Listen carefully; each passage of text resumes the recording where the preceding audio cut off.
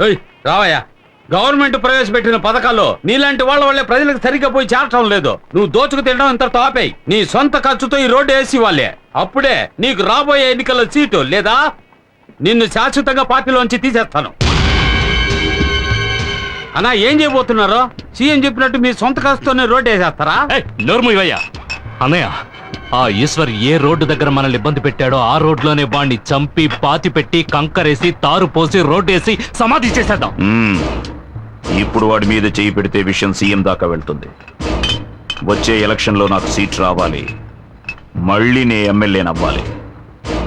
అప్పుడు ఆ ఈశ్వరుడికి నేనే శనీశ్వరుణ్ణి.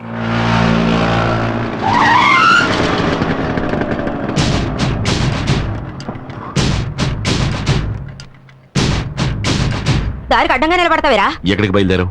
నేను ఎక్కడికైనా పోతాను, నీకెందుకు? బెజవాడలో ఉంటున్న మీ అన్న ఇంటికి వెళ్తున్నావు. 7:30 కృష్ణా ఎక్స్ప్రెస్ అన్రిజర్వ్డ్. వితౌట్ లో వెళ్ళాలనుకుంటున్నావా అని ఎవరన్నారా? ఎవరక్కడ?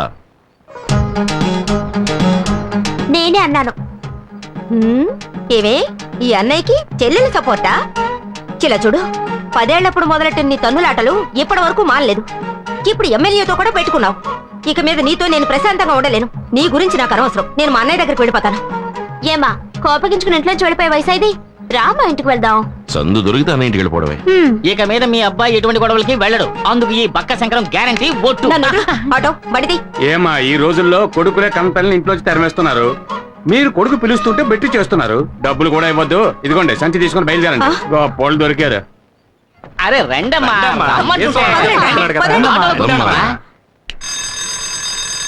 లోపలికి రా.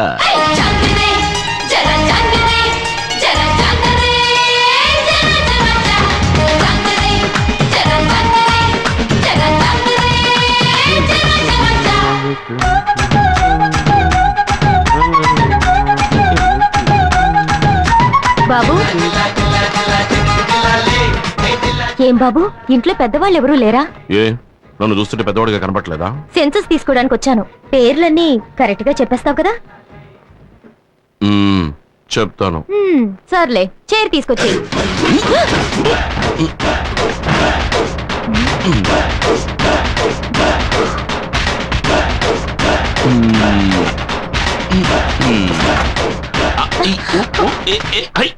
కూర్చోండి. సరేలే, ఇంట్లో ఉన్న వాళ్ళ పేర్లన్నీ చెప్పు. దాందే ఉంది, చెప్పేస్తే పోయే. గంగమ్మ గంగయ్య. గంగమ్మ గంగయ్య. రంగమ్మ రంగయ్య. రంగమ్మ రంగయ్య. మంగమ్మ మంగయ్య. మొంగమ్మ మంగయ్య. నెక్స్ట్ మునమ్మ మునయ్య. ఏమండి చిత్రంగా ఉంది, మా ఇంట్లో వాళ్ళ పేర్లు కరెక్ట్ గా చెప్పేశారు. ఎవయ్యా, మీ కుటుంబంలో మునమ్మ అంటే మునయ్యగా రావాలి. సరే సరే చెప్పు. పుల్లమ్మ పుల్లమ్మ. పుల్లయ్య. అంకమ్మ అంకమ్మ. అంకయ్య. వాళ్ళు మాత్రమే కాకుండా అన్నపూర్ణ మా అమ్మ, భువన నా చెల్లెలు, ఆ తర్వాత ఈశ్వర్. అదెవరు? నేనేనండి. 23 మంది ఉన్నారా ఈ ఇంట్లో? అయ్యో లేరండి, మీరు చివరిగా రాసరే 3 పేర్లు వాళ్ళు మాత్రమే ఉన్నారండి. అంటే మరి మిగతా 20 మంది?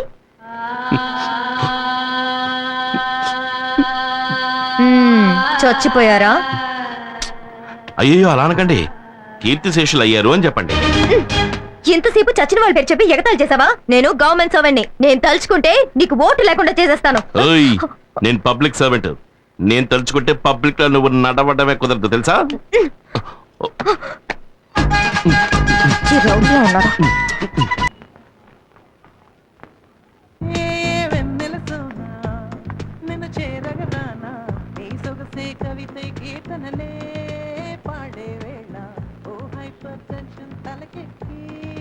హలో,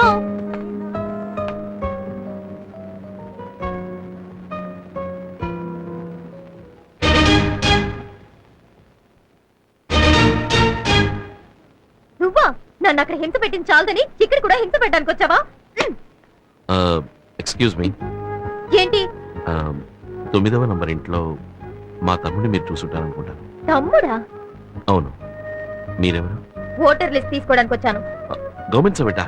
ఏం మేడం అలా ఉండిపోయారు? రండి రండి మేడం, కూర్చోండి ప్లీజ్ ప్లీజ్.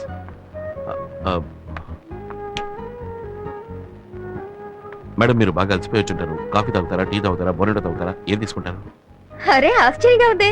మీ తమ్ముడు రాంగ్ గా, రఫ్ గా, హారోగెంట్ గా బిహేవ్ చేశాడు. కానీ మీరు సాఫ్ట్ గా, డీసెంట్ గా, స్మూత్ గా డీల్ చేస్తున్నారు. ఇంత మంచి వారికి తమ్ముడుగా ఆ దుర్మార్గుడు ఎలా పుట్టాడండి? గాంధీ పుట్టిన ఇదే పవిత్ర భారతదేశంలోనే గోడ్సే కూడా పుట్టాడు. ఏమిటండి ఎంత గొప్పగా మాట్లాడుతున్నారు? మీ తమ్ముడు ఏంట్రా అంటే ఓటర్ లిస్ట్ కి పేర్లు అడిగితే చచ్చిన వాళ్ళ పేర్లన్నీ చెప్పి నన్ను చంపేశాడు. హ, సరే మీరింట్లో ఉన్న వాళ్ళ పేర్లన్నీ చెప్పండి. కూర్చోండి, ఉమ్, రాసుకోండి. గాంధీ, ఉమ్, ఇందిరా గాంధీ, ఉమ్. ఎంజి రామచంద్ర. అందరూ ఇక్కడే ఉన్నారు. ఇంట్లో ఉన్న వాళ్ళ పేర్లే చెప్తున్నాను. రజనీకాంత్. అందరినీ నా కళ్ళతో నేను చూస్తే కానీ రాయను. సరేనండి, ప్లీజ్.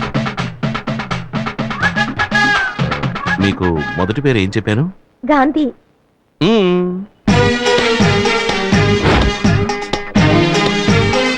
తర్వాతది ఇందిరా గాంధీ, ఎంజి రామచంద్ర, రజనీకాంత్. ఏమయ్యా ఎగతాళిగా ఉందా? వాడు చచ్చిన వాళ్ళ పేర్లు చెప్పాడు, నువ్వు నాయకుల పేర్లు, సినిమా వాళ్ళ పేర్లు చెప్తున్నావా? ఇలా చూడు, నా మటుకు నాకు వీళ్ళందరూ నా ఫ్యామిలీ మెంబర్సే. అంతెందుకు, రేపు నువ్వు కూడా అవుతావేమో. హేయ్, నువ్వు ఫ్రాడు, నీ తమ్ముడు ఫ్రాడు, నీ ఫ్యామిలీ ఫ్రాడు. ఇప్పుడు పోలీస్ స్టేషన్ వెళ్తాను. కొడితే హలో, కొట్టాలి, ఆగమ్మా. సిక్స్ కొట్టాలి. నువ్వు తిన్నగా పోలీస్ స్టేషన్ కి వెళ్ళినా సరే, కమిషనర్ ఆఫీస్ కి వెళ్ళినా సరే, చివరికి నువ్వు వెళ్ళబోయేది మాత్రం మెంటల్ హాస్పిటల్. ఏ ఏమంటే వాడే వీడు, వీడే వాడు. మ్మ్. అది వీడి ఇల్లు, ఇది వాడి ఆఫీస్. No confuse. మిమ్మల్ని ఎలా డీల్ చేయాలో అలా డీల్ చేస్తాను. Start camera. ఏంటో అంత అయిపోయాక స్టార్ట్ కెమెరా అంటావు?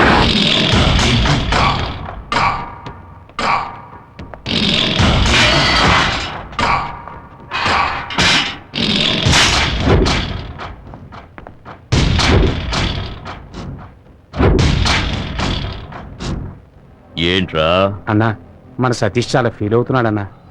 ఎందుకు ఫీల్ అవడం? మీ చెల్లెల్ని సతీష్కి ఇచ్చి చేస్తానని చెప్పారు కదా. నే బయటకు వస్తూనే చేసే మొదటి పని నా చెల్లెల్ని వీడికిచ్చి పెళ్లి చేయడమే. నువ్వు బయటకు వచ్చేలోగా నీ చెల్లెలు ఎవడో ఒకరిని పెళ్లి చేసుకుని వాడికి బిడ్డ కూడా కట్టు.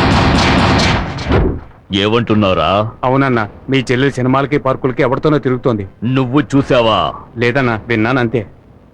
నీ మాటంటే మాటే. నా చెల్లెలు వీడికే.